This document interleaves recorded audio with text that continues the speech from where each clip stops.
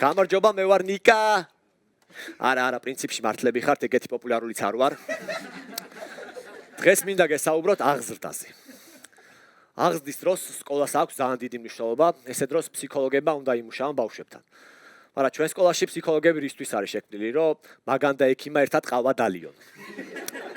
ერთხელ ჩემი კლასელი თავისინებით მივიდა ფსიქოლოგთან, განსაკუთრებული არაფერი, რამდენიმე კლასელი დაკბინა და ეუბნება, რომ აგრესიული ვარო და ძალიან მაგარი პასუხი გასცა ფსიქოლოგმა, ქორწილამდე გაგივლის. რა გაუვლის ციკები აქვს უკვე.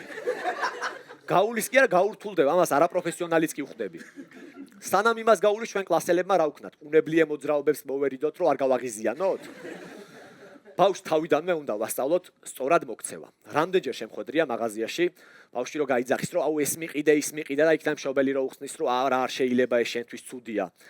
ერთ დღესაც რომელიღაც მშობელს ამოასხავს და ყველაფერს პირდაპირ მიახლის ბავშვს პირში. მომისმინე შე მაშაი მედვედზე დამოკიდებულო არსებავ. ეხა გონია იმას დაგიწყებ, რომ ეს შენი კბილებისთვის ცუდია? არა, მამა შენს აქვს ფინანსურად დანძრეული.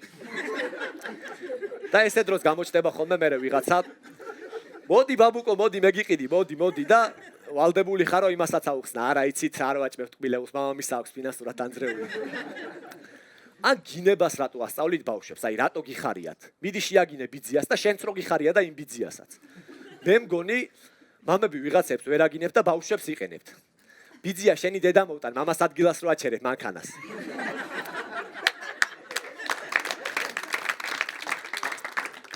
თუ გონიათ, რომ წარმატებისკენ მიმავალი გზა გინებაზე გადის. არა, მართლები ხართ, იმიტომ რომ ბილ გეიტსიც ბავშვობაში თავის ასაკში ყველაზე ბილწი იყო და კი დაუფასდა.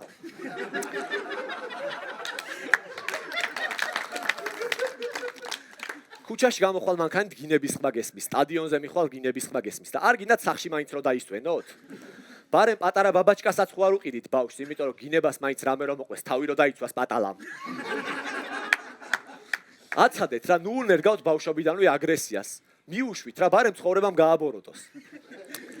ძალიან ბევრი სტუდია არსებობს, სადაც ბავშვები დადიან და დააკვირდით რა, მშობლებს რისთვის დაყავთ შვილები, რომ აი $200 იხდია, რომ ბავშვმა ფონოგრამის ფონზე პირი გააღოს და ეს მოძრაობა აკეთოს.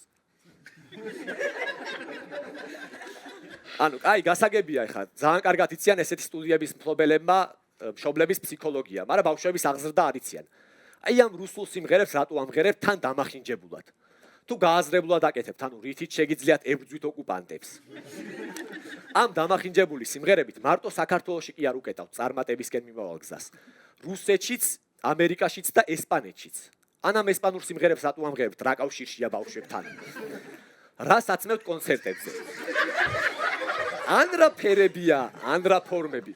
კაი, ის გასაგებია, რომ ახლის შეკერვა ძვირი გიჯდებათ და ძველ კაბებს აცმევთ. არა, ისიც გასაგებია, რომ ეკა კვალიაშვილის და ირმა სოხაძის ნაცვამია და გინდათ ამათი რიჩიერება გადაესხათ. მაგრამ იქნება ბავშვებს არ უნდათ. სად უნდა მიხვდეთ, იცი რომ მატყუარები არიან? ნებისმიერ მშობელს ეუბნებიან, რომ თქვენი შვილი საუკეთესოა. არავისთვის არ აქვს ნათქვამი, რომ აიცით უნიჭო, არა, ვაფშე ვერ მღერის. მაგრამ ატარეთ მაინც ახლა მაგის 60 არ გიჭირთ თქვენი. რამდენიმე დღის წინ ინტერნეტში შევხვდი სურათს, სადაც 13-14 წლის გოგო შეურაცხყოფელ ჟესტებს იყენებდა პატრულის მანქანის მიმართ. ანუ ამ თაობაში არის რაღაც ხალხი, რომელსაც უკმაყოფილება აქვს პოლიციის მიმართ. და რო კითხოთ, რატო არ მოგწონთ, გეტყვია, რომ ჩვენ თვითონ გადავწყვიტათ, ვინ არის მართალი. ანუ წარმოიდგინეთ, უცებ კარს ამტვრევენ, ყაჩაღები შემოდიან, იარაღს სახეზე გადებენ და შერაშვები ამ დროს, რომ მოიცადეთ. მოდით განვიხილოთ ეს სიტუაცია. წარმოიდგინეთ, პოლიცია არსებობს და ქუჩაში როგორ დავდივართ და რო არ არსებობდეს, როგორ ვივიდით.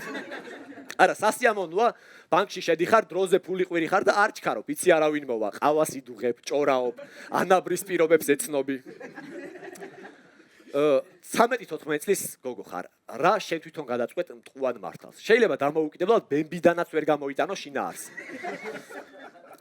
რატო ცდილობთ, რომ დიდები იყოთ? რაც უფრო გვიან გაიზრდებით, უფრო ნაკლები ფული გექნებათ საჩალიჩო. რამდენჯერ მიცდია, იცი სესხი რომ აქვს შესატანით რა, ჭიბუჭი, მაგრამ არ ჭრის. არ ჭრის.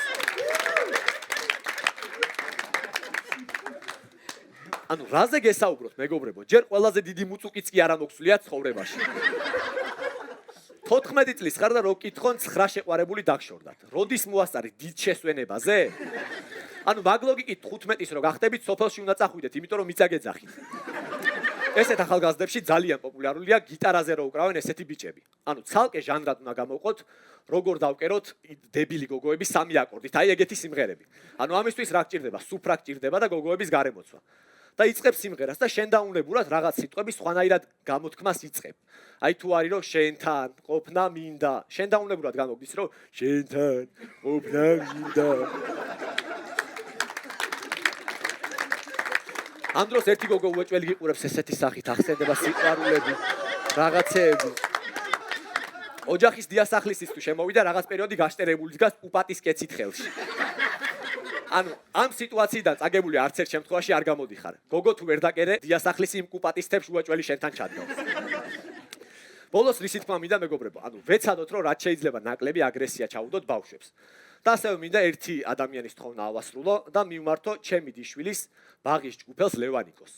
ერის წინაშე მოგიწოდებ რომ ანასტასიას თმები აღარასდროს მოკაჩო. ადლობა.